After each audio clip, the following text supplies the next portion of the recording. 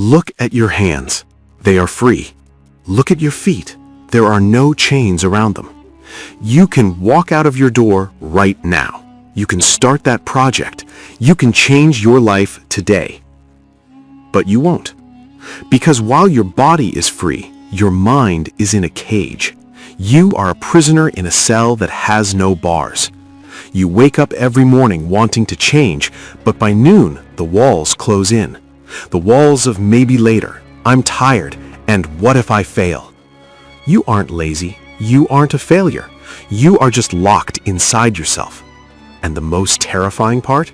You are the one who locked the door. Meet Kale. Kale was like most of us. He had big dreams, dreams that kept him awake at 2 a.m. But by 8 a.m., those dreams felt like heavy weights. He worked a job he hated. He scrolled through social media for hours watching other people live the life he wanted. Every night he promised himself, tomorrow will be different. But tomorrow was always the same. He felt a constant heaviness in his chest, a fog in his brain. He felt like he was watching his life happen from behind a thick glass window. He was there, but he wasn't living. One evening, Kale couldn't take it anymore. The noise in his head was too loud. You're too late. You don't have enough money. You're not talented like them.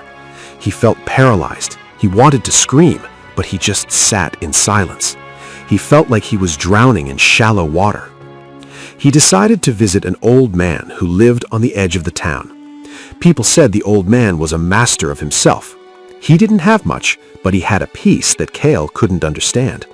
When Kale found him, the old man was sitting in a small garden, holding a heavy iron key in his hand. He wasn't doing anything. He was just looking at it. Kale sat beside him and whispered, "I feel like I'm in prison.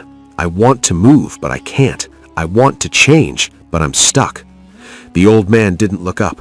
He simply handed Kale the heavy iron key. "Go to the old shed at the back of this garden," the old man said. "The door is locked. Use this key to open it. Inside, you will find the secret to your freedom." Kale took the key. It was cold and heavy. He walked to the shed. His heart was pounding. He thought he would find a book or gold or a map. He reached the door. He put the key in the lock. He turned it. Click. Kale pushed the door open. He stepped inside, squinting in the dark. But the shed was empty. There was nothing there but a single dusty mirror on the wall. Kale looked at his reflection. He looked tired. He looked defeated. He walked back to the old man, frustrated. "The room is empty," Kale said. "There is nothing there but a mirror."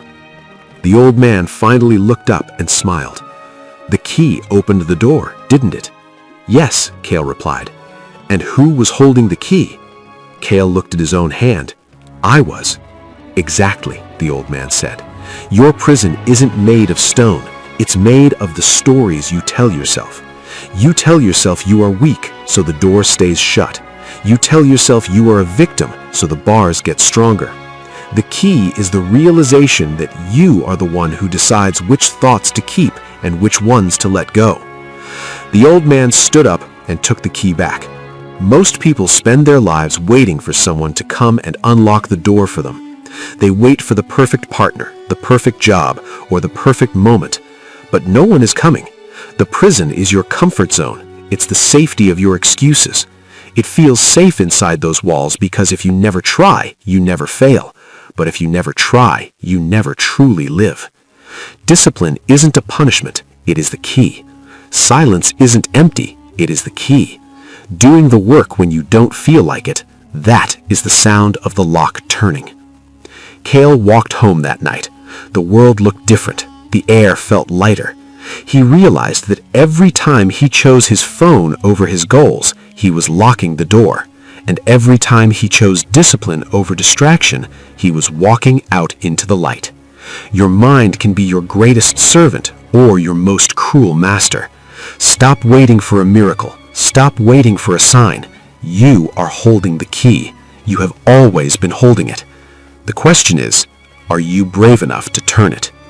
If this story touched you, like, share, and subscribe for more stories.